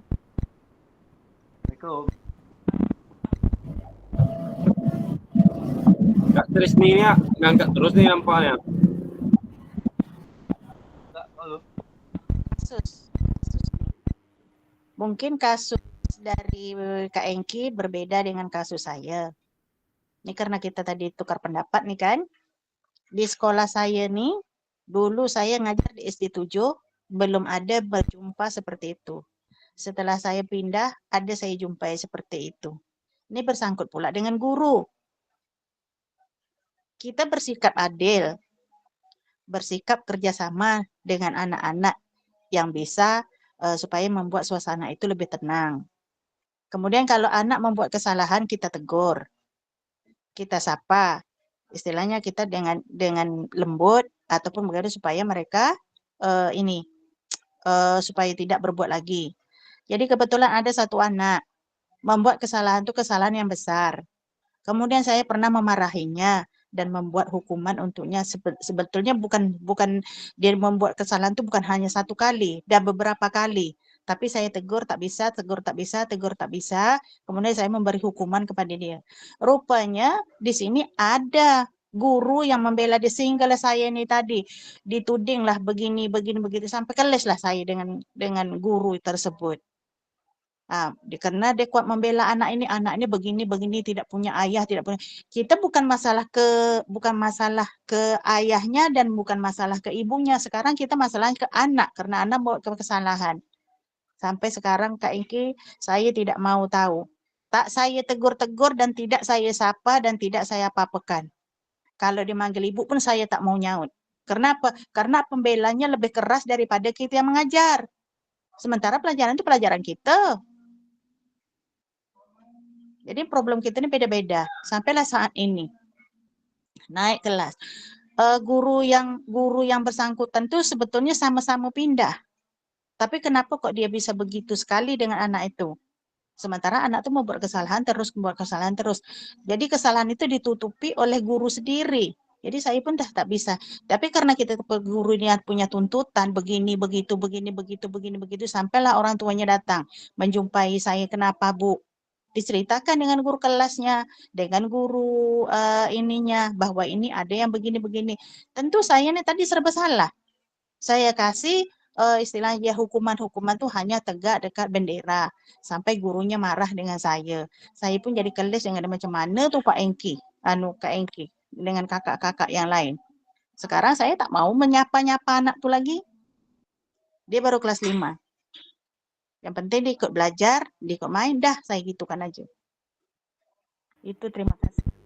Baik, kakak-kakak, ternyata kita ada 2 permasalahan jadinya kan. Saya berharapnya tadi kita selesaikan yang terkait ini, terkait 2 permasalahan tadi. Apakah itu kita sudah menuntun segala kodrat yang ada pada anak-anak, ya kan? Padahal kita sepakat tadi bahwa anak terlahir semuanya baik, kan seperti itu. Bagaimana cara kita agar mereka dapat mencapai keselamatan dan kebahagiaan yang setinggi-tingginya sebagai manusia yang baik. Sementara tingkah lakunya macam itu pula kan. Ya, silakan Kak Sari Arianti ditanggapi Kak Sari 2 permasalahan ini. Coba jalan tengahnya bagaimana Kak Sari? Terkait kodrat anak tadi kan. Silakan. Oke, terima kasih Kak Bambang. Kalau ini saya ingin menanggapi kasus yang dialami oleh Kak Hengki. Kebetulan sekolah kami juga mempunyai anak seperti itu dan sekarang masih duduk di kelas 1. Dan kalau untuk saya pribadi tidak bermaksud menggurui siapapun, kalau saya yang namanya adil itu bukan harus sama dan merata. Kemudian saya memperlakukan anak sesuai dengan apa yang dibutuhkannya. Kebetulan yang kelas 1 ini dia anak laki-laki, luar biasa. Awalnya dia anak itu dia keturunan Tionghoa, tapi dia fasih berbahasa Melayu. Jadi dia mengerti lah, syukurnya di situ. Dia mengerti bahasa saya.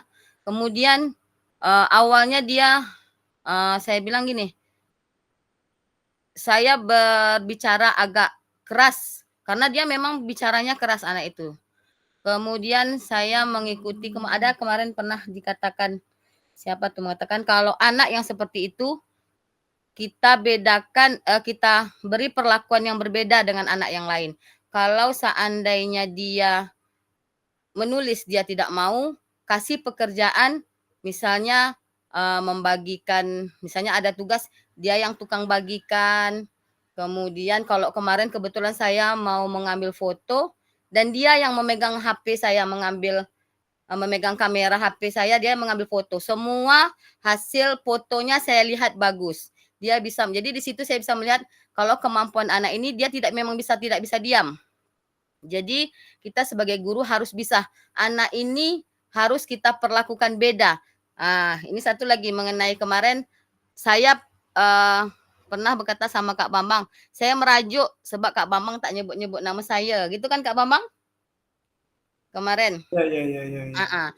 Nah, saya ingin di sini saya ingin menunjukkan bahwa sebagai pendidik kita berlaku adil tuh kalau anak 9 itu sudah bisa, seperti tadi saya katakan kemarin Kak Bambang menyebut nama Hengki terus, ya. Kemudian saya beranggapan Hengki itu udah pandai dah, saya bilang. Tak usah disebut-sebut nama dia. Sebut nama saya yang tak tahu apa-apa nih Kak Bambang. Seperti itu. Nah, seperti itu juga kita dengan anak. Kalau kita tahu anak itu sudah mempunyai kemampuan atau capaiannya sudah yang seperti kita harapkan, kita alihkan perhatian kita kepada anak yang membutuhkan, yang lebih membutuhkan. Nah, contohnya tadi anak Kak Hengki yang satu tadi ini. Berarti Kak Hengki harus lebih perhatikan anak ini daripada anak yang 9 itu tadi. Nah, gitu. Kemudian untuk masalah kasus Oma Ici atau Ibu Trisni Asih, kalau masalah itu, kalau dengan guru mungkin saya tidak bisa, karena itu mungkin macam mana ya? Berat juga nih kasus Oma Ici nih. Gitu. Saya serahkanlah sama Kak Bambang. Kalau untuk itu saya tak bisa memberi pendapat. Begitu Kak Bambang, terima kasih. Luar biasa Kak Sari Haryanti. Yang pertama yang perlu saya tanggapi adalah mohon maaf yang sebesar-besarnya kalau kemarin saya tidak menyebut nama Kak Sari ya. Yang selanjutnya benar andainya bahwa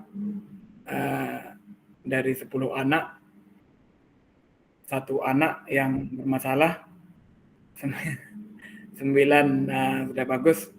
Jadi perhatian kita harus lebih pada 1 anak. Maka ilmu yang kita terapkan adalah seperti modul-modul sebelumnya, yaitu diferensiasi, ya, memberi sistem pembelajaran yang berbeda kepada anak tersebut. Kalaupun, mohon maaf kakak ya, kalaupun kita tidak berhasil dalam memberikan materi tentang PJOK, minimal kita bisa sedikit merubah karakter anak itu menjadi jauh lebih baik. Ya, seperti contoh yang disampaikan Kak Sari tadi, tidak hanya anak itu disuruh menulis membaca, tidak hanya anak dipaksakan untuk melakukan praktek, tapi bisa dengan pembiasaan-pembiasaan yang lain, membantu kita mengambilkan alat dan lain sebagainya. Itu bisa menjadi nilai plus bagi kita kakak. Ya, tidak tentang PJOK saja. Jadi menyesuaikan. Mungkin pendekatan kita harus lebih maksimal lagi kepada 1 orang anak tersebut. Kalau konsep Kak Sari kan gitu tadi. Kalau konsep hilang duit 10 juta, hilangnya 100.000, kita tak perlu mikir yang 100.000 tadi, kita pikir aja yang 9 juta sekian tadi kan. Tapi kalau ini berbanding terbalik. Kalau ada 10 anak, 1 yang kurang beruntung atau bermasalah, yang 9 ini bukan kita tinggalkan, tapi kita biokan dulu kejap. Yang 1 ini kita beri perhatian lebih. Gitu Kak Sari ya. Mengenai Kak Trisniasih, itu terpulang pada individu kita masing-masing. Namun yang perlu kita cermati adalah untuk mau berlapang dada, jangan pedulikan guru yang ada, tapi anaknya saja yang kita perhatikan. Ya, anaknya saja. Kalau memang dia sudah berubah dan mau menanggapi kita, respect terhadap kita ketika dalam proses belajar mengajar, ya kita juga harus memberi kesempatan kepada anak tersebut. Jangan hiraukan guru-guru yang ada nih. Itulah cakap dia. Mungkin keponakannya agaknya Kak Trisniasih. Baik kakak-kakak, saya sangat merasa senang, luar biasa. Inilah konsep dari PKG ini kan, bukan hanya tentang modul-modul saja, tapi kita juga berbagi praktik baik. Permasalahan sekolah satuan pendidikan kita tentunya berbeda-beda. Nah, saya sangat respect terhadap argumentasi yang kakak sampaikan, yang selama ini mungkin belum terbayang dengan saya. Ini Kak Erwin Sah baru join. Selamat datang Kak Erwin. Jadi marilah kita sama-sama berbenah diri,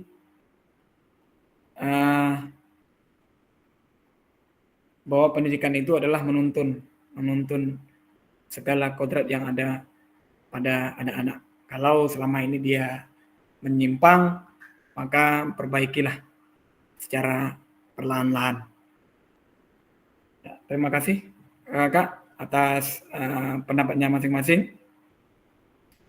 Ada yang menambahkan lagi Kak untuk penguatan? Ya, Kak Trisniasih lagi.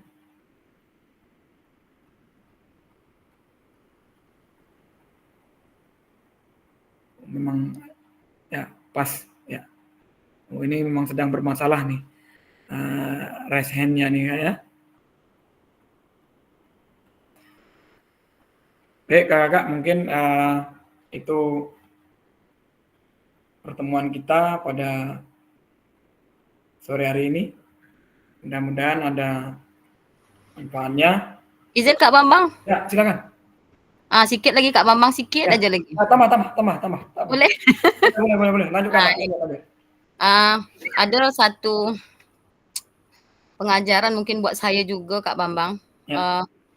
Intinya apapun yang dilakukan anak, guru tetap bersalah. Baik buruk, tetap guru yang memegang peranan penting. Begitu juga sebagai orang tua, apapun kelakuan anak, ya, orang tua tetap bertanggung jawab dan orang tua tetap salah. Kalau seandainya, saya gini Kak Bambang, ada kemarin kasus yang pembunuhan itu ya, ada dia membunuh, merampok, kemudian memperkaos dia juga. Jadi kasusnya dia banyak. Jadi waktu di persidangan dia mengatakan kepada hakim bahwa dia mengatakan bahwa yang bersalah adalah orang tuanya. Kenapa dia bisa mengatakan seperti itu? Karena dari kecil dia sering dibela, tidak diberi pengertian mana yang baik dan buruk, kemudian membela di saat dia melakukan kesalahan. Jadi intinya orang tuanya hanya mengikuti apa kata dia. Jadi walaupun, jadi di sini saya ingin mengatakan bahwa apapun yang terjadi pada anak didik kita, baik buruk, memang guru yang tetap bertanggung jawab dan bersalah. Karena guru dikasih kepercayaan untuk mendidik anak. Begitu Kak Bambang. Oke, luar biasa Kak Sari. Terima kasih. Perlu kita garisbawahi bahwa cerita dari Kak Sari tadi, guru adalah orang tua kedua peserta didik. Sepakat kakak ya? Jadi guru adalah orang tua kedua. Kalau di rumah anak-anak tidak nyaman atau sering diberlakukan dimanja atau bagaimana, ya kita sebagai guru itu sih tergantung gurunya masing-masing ya. Ada guru yang memang entahlah itu bukan anak aku dikonak ngapa-ngapa sekali kau lah gitu. Ada mungkin tapi saya yakin bahwa ibu-ibu itu pasti tetap perhatian karena naluri seorang ibu itu tidak bisa dibohongi. Ya, Kak Engki apalagi? Ya, silakan Kak Engki. Izin Kak Bambang. Betul geram rasa Tina dia Kak Bambang. Iya betul. Apalagi dengan curhatan isi hati Kak Sari. Jadi seperti yang kejadian juga Kak Sari. Balik lagi kan. Kadang lucu juga ya. Kita ini ndak sinkron dengan aturan yang ada sebagai pendidik ini ya secara umum ya. Dengan ya sosok kita sebagai guru. Sedangkan kita kan kalau mau berpikir gampang aja kan kita sekedar mengajar, pintar lantak lah situ. Bukan anak aku kan gitu. Cuman payah nih macam mencari yang macam Kak Trisniasi, Kak Sari dan kakak-kakak lainnya yang mempunyai dedikasi yang tinggi. Nah, ini luar biasa nih tantangan nih. Karena gini, betul yang disampaikan. Terkadang ada sebagian guru yang saya lihat nih secara kasat mata saya yang cuma memang sebatas dia datang ngajar ya udah. Nggak ada bebannya. Nah, mungkin ya kalau sudut pandang saya seperti Kak Trisni, Kak Sari ini yang memang orang memiliki dedikasi yang tinggi. Sehingga dia memikirkan terkadang membawa ke rumah masalah itu kan, memikirkan dan mencari solusi ya. Contohnya aja lah Kak Sari ya, Kak Trisni ya. Kemarin tuh ada tuh guru PJOK. Guru PJOK yang diketapel matanya sama wali murid.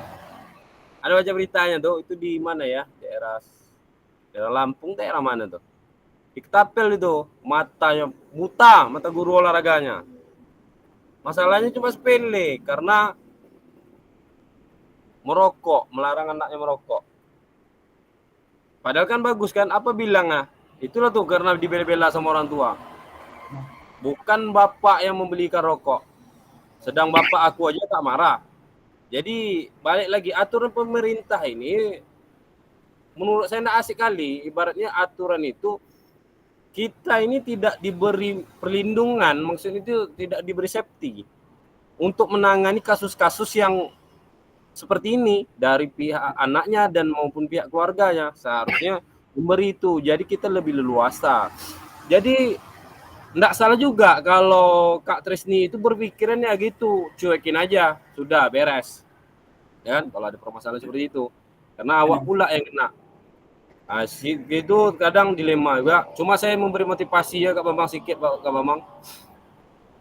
Ya. Karena saya dulunya jadi murid juga, sampai dengan detik sekarang saya mengingat sosok guru saya Kak Bambang. Yang memiliki dedikasi yang sangat tinggi Kak Bambang. Walaupun saya udah punya anak 3, tetap saya ingat guru. Wah, mungkin inilah guru-guru seperti Kak Sari dan Kak Trisna nih dan yang lain-lain yang melambangkan seorang guru yang berdedikasi tinggi. Jadi jangan henti-hentinya untuk melakukan hal tersebut. Dan jangan putus asa, kita berusaha untuk cari jalan keluar. Semoga itu jadi amal untuk bisa jadi itu sebagai penyebab masuk ke surga Firdaus besok. Amin. Oke, luar biasa. Ya, luar biasa Kak Engki. 16. Kak Engki untuk seperti Pak Sari dan Kak Rizni Asih, 6, umurlah nanti yang akan menjawab. 7, Karena 5. semakin dewasa kita, semakin berumur, akan semakin matang, insya Allah. Apa nama Kakak terkait hal-hal kejadian apapun di sekitar kita, di lingkungan satuan pendidikan kita, jangan pernah berdiri sendiri. Libatkan semua unsur yang ada, mulai dari sekolah, warga sekolah, bahkan security, dan juga orang tua. Selalu libatkan itu. Sehingga aset-aset yang ada, kembali lagi ke modul keberapa kemarin, aset-aset yang ada itu kita manfaatkan. Ya. Aset manusianya, aset politiknya, kepala sekolah, dan warga sekolah. Jadi jangan takut untuk menghadapi hal yang demikian, asalkan kita selalu melibatkan unsur-unsur yang ada atau aset-aset yang ada. Baik Kakak, terima kasih atas waktunya. Luar biasa, di akhir modul kita berbagi pengalaman yang menarik terkait beberapa karakter peserta didik. Mudah-mudahan saya yakin kita semua guru-guru yang ada adalah guru itu panggilan jiwa, ya, bukan karena money semata, tapi memang guru itu panggilan jiwa. Tidak semua orang bisa menjadi guru, kan itu. Kakak, untuk waktunya bukan sakit jiwa ya, panggilan jiwa bukan sakit jiwa, tapi kalau kelakuan itu bisa sakit jiwa. Silakan buka open kameranya kakak, kita foto bersama dulu sebentar. Ya. Ganteng Kak Ardi Sendra nih rupanya ya. Nampak. Iya. Kalau Udah kenal, dah tahu dah. Timnas imbang dah tak pakai baju timnas lagi ya, ini awak curiga nih. Nah, ya. 1, 2, 3. Oke, 1, 2, 3. Oke. Terima kasih kakak atas waktunya. Mohon maaf atas segala kekurangan dan penyampaian saya. Semoga kakak-kakak tetap semangat menjalani kegiatan. Amin. Baik itu mengajar maupun kegiatan-kegiatan yang lainnya. Sudahi. Wassalamualaikum warahmatullahi wabarakatuh. Waalaikumsalam warahmatullahi wabarakatuh.